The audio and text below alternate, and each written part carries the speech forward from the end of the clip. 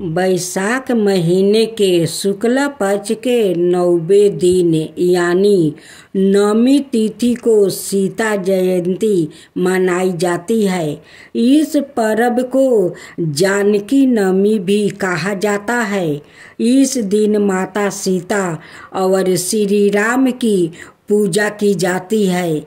यह पर्व 10 मई को मनाएंगे। धर्म ग्रंथों के अनुसार इसी दिन सीता का प्रकट हुआ था। श्री राम और सीता जी का जन्म एक ही नक्षत्र में हुआ।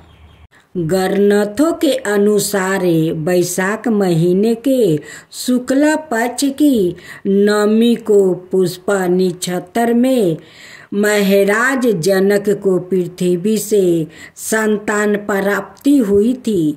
ग्रंथों में इस दिन का महत्व बताते हुए कहा गया है कि इस दिन माता सीता और श्री राम की पूजा के साथ ही व्रत भी रखना चाहिए।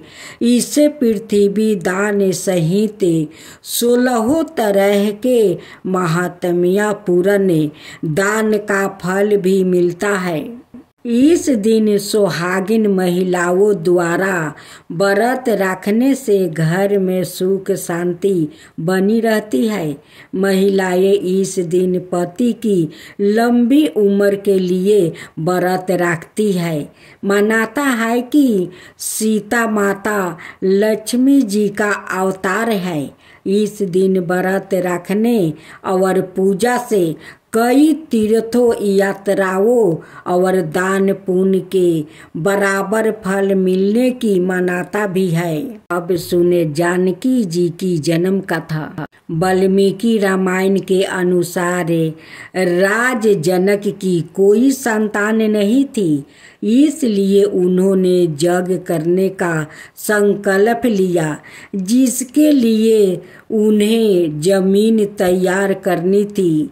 बैसाख महीने के शुक्ल पक्ष की नवमी तिथि को पुष्पा नक्षत्र में जब राजा जनक हल से जमीन को जोत रहे थे, उसी समय पृथ्वी में उनके हल का एक हिस्सा फंस गया।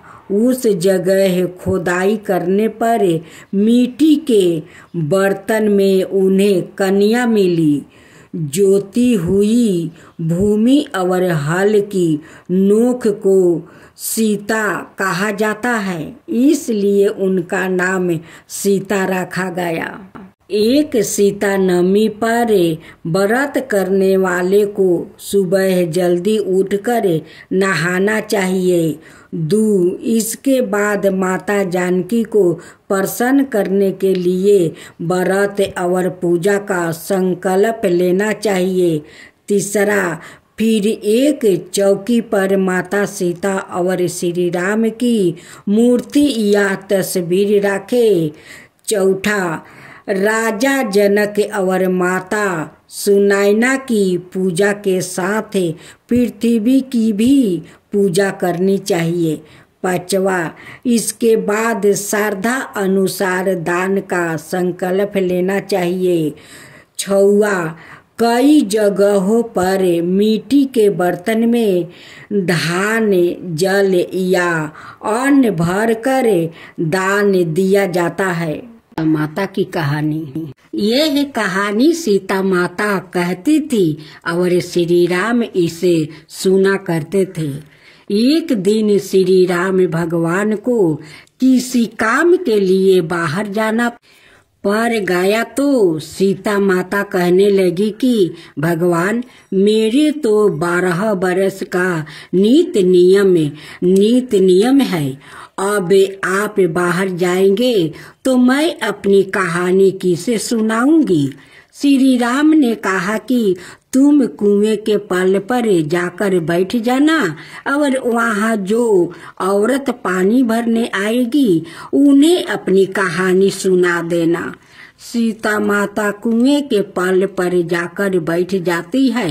एक स्त्री आई, उसने रेशम की जरी की साड़ी पहन रखी थी और सोने का घड़ा ले रखी थी। सीता माता उसे देख कहती है कि बहन, मेरा 12 बरस का नित नियम सुन लो। पर वो स्त्री बोली कि मैं तुम्हारा नित नियम सुनूंगी तो मुझे घर जाने में देर हो जाएगी और मेरी सास मुझसे झगड़ेगी। उसने कहानी नहीं सुनी और चली गई। उसकी रेशम जरी की साड़ी फट गई, सोने का घड़ा मिट्टी के घड़े में बदल गया। सास ने देखा तो पूछा कि यह किसका दोष अपने सिर लेकर आ गई है। बहू ने कहा कि कुएं पर एक औरत बैठी थी, उसने कहानी सुनने के लिए कहा, लेकिन मैंने सुनी नहीं, जिसके कारण यह फल मिला है। बहू की बात सुनकर अगले दिन वही साड़ी और घड़ा लेकर सास कुएं की पल पर गई। सास को वही माता सीता बैठी मिली तो माता सीता ने कहा कि बहन, मेरी कहानी सुन लीजिए। सास बोली कि एक बार छोड़, मैं तो 4 बार कहानी सुनूंगी। राम आए लक्ष्मण आए, देश के पुजेरी आए, नीति नियम का नियम लाए। आओ राम बैठो राम, तपी रसोई जियो राम, माखन मिश्री खाओ राम, दूध बतासा पियो राम, सुत के पल का पोढ़ो राम, साला दुसाला पोढ़ो राम, साला दुसाला ओढ़ो राम। जब बोलो जब राम ही राम, राम संवारे सबके काम, खाली घर भंडार भरेंगे, सबका बेड़ा पार करेंगे। श्री राम जय जय राम। सास बोली कि बहन, कहानी तो बहुत अच्छी लगी। कहानी सुनकर सास घर चली गई और उसकी सारी फिर से रेशम जरी की बन गई। मिट्टी का घड़ा फिर सोने के घड़ा में बदल गया। बहू कहने लगी, सासू माँ, आपने यह सब कैसे किया? सास ने कहा कि बहू, तू दोष लगा के आई थी और मैं अब दोष उतार कर आ रही हूँ। बहू ने फिर पूछा कि वो कुएं वाली स्त्री कौन है? सास बोली कि वो सीता माता थी, वो पुराने से नया कर देती है, खाली घर में भंडारे भर देती है, वो लक्ष्मी जी का वास घर में कर देती है, आदमी की जो भी इच्छा हो उसे पूरा कर देती है। बहू बोली कि ऐसी कहानी मुझे भी सुना दो। सासू बोली कि ठीक है, तुम भी सुनो। और सास ने कहानी शुरू किया।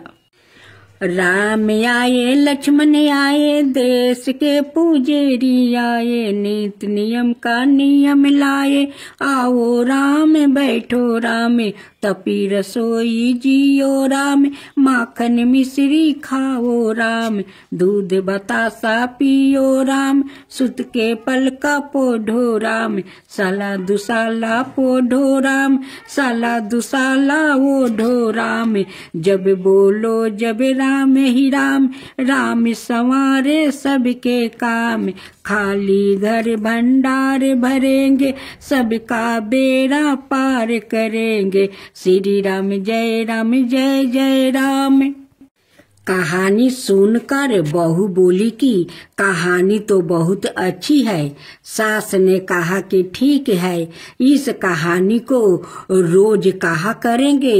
अब सास बहू रोज सवेरे उठती, नहाती धोआती और पूजा करने के बाद नित्य नियम कि सीता की कहानी कहती।